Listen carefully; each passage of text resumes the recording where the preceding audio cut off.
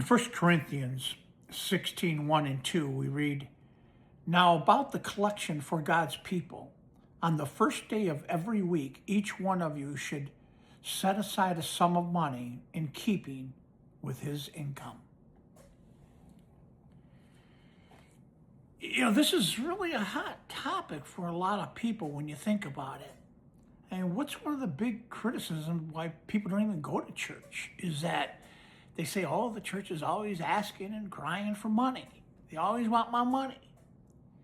And, if you really feel that way, I would say read these two verses here. It says very clearly that we need to give, and we need to give it for the right reasons. A couple things. First of all, you don't own a thing. It's not yours. God's the maker, creator, owner of everything. Everything you have is a gift from God. And thank God, what a blessing that is. So I think that's first and foremost, most important. That you've been given whatever you have according to God's blessings to you. And secondly, now God expects us to use it appropriately. Let's get something straight. God doesn't need your money. He created everything. Created money. Do you think he really needs your money? Not at all.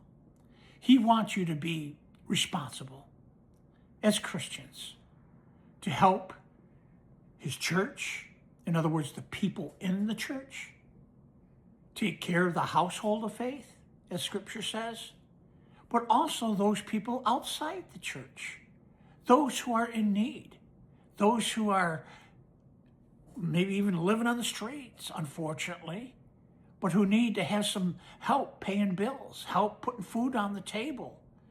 Now, that's the role of the church.